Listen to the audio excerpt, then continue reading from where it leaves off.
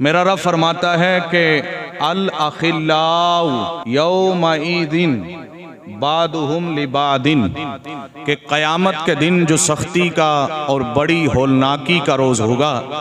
نفسی نفسی کا عالم ہوگا، کوئی کسی کے کام نہیں آئے گا۔ اس وقت ہر آدمی مجبور ہوگا کہ کوئی میرے کام آئے، ہر آدمی اپنے گناہوں سے پریشان ہوگا، اور ہر آدمی کہ اپنے زندگی کے کیے ہوئے پر نظر ہوگی کہ میں نے نیکیاں کتنی کی ہیں اور میں نے بدیاں کتنی کی ہیں،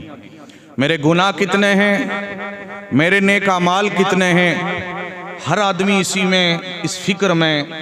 اور اس غم میں مبتلا ہوگا، اس پریشانی میں بے چین نظر آئے گا کہ کاش آج کوئی کام بن جاتا، میرا بیڑا بھی پار ہو جاتا۔ اس نفسی نفسی کے عالم میں لیکن کوئی کسی کے کام نہیں آئے گا، وَأُمِّهِ وَأَبِيهِ وَصَاحِبَتِهِ، کہ کوئی وہاں باپ بیٹا بھائی بہن اب سنتے رہتے ہیں کہ کوئی کام نہیں آئے گا۔ قرآن میں مکمل وضاحت موجود ہے۔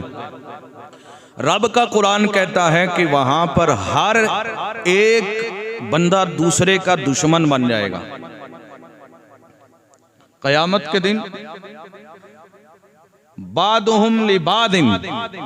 کہ ہر ایک دوسرے کا دشمن بن جائے گا۔ ایک اگر پہچانے گا تو دوسرا انکار کر دے گا،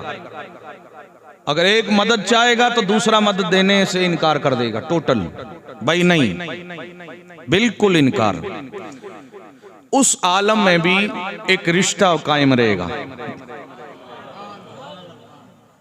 کچھ ایسی ہستیاں ہوں گے کہ وہاں اس قیامت کے اتنے سختی کے عالم میں، نفسی نفسی کے عالم میں، جہاں بندہ بندے سے پریشان ہے، پہچان بھول گیا ہے، اس قدر جناب والا پریشانی کا بھوت دماغ پر سوار ہے، لیکن اس عالم میں بھی ایک ایسا رشتہ کچھ بندوں کا ہوگا جو وہاں بھی برقرار رہے گا۔ اس کا اعلان قرآن نے کیا، الا المتقین، سوائے متقین اولیاء اللہ کی جماعت کی، جنہوں نے تقوی پرہیزگاری اختیار کی، قرآن کے تمام احکامات پر، میرے نبی علیہ السلام کے تمام احکامات و تعلیمات پر عمل کیا ہوگا، وہ بندے وہاں پر بھی پریشان نہیں ہوں گے، ان کے اوپر کوئی غم کوئی خوف نہیں ہوگا، بلکہ وہاں پر بھی ان کے الا المتقین، ان کے آپسی جو رشتے محبت کے وہ برقرار ہوں گے، ان کے تعلقات برقرار ہوں گے، اور انہیں کوئی خوف کوئی غم نہیں ہوگا، جیسا کہ قرآن نے اعلان کیا، الا ان اولیاء اللہ لا خوف علیہم ولا هم یحزنون، کہ یہ تو میرے دوست ہوں گے نا، انہیں نہ کوئی غم ہوگا نہ کوئی خوف ہوگا۔ سبحان اللہ۔ پھر میرے سونے نبی نے اس کی تشریح کرتے ہوئے میرے آقا نے فرمایا،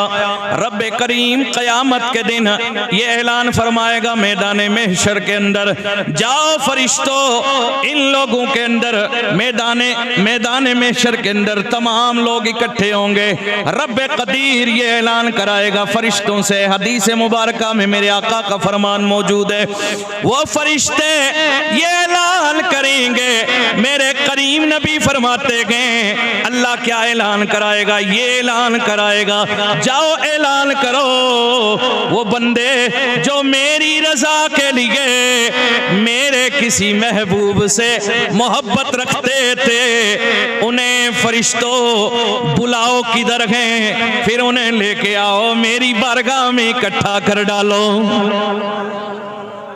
میرے آقا نے فرمایا، چاہے محبت کرنے والا مشرق میں گو، جس سے محبت کرتا ہے وہ مغرب میں گو، قیامت کے دن اللہ پاک انہیں اکٹھا فرما دے گا۔ اکٹھا کرنے کے بعد رب قدیر فرمائے گا، او میرے بندو، تم میری رضا کے لیے ایک دوسرے سے پیار و محبت کرتے تھے، ایک دوسرے سے محبت کا دامن رکھتے تھے، آج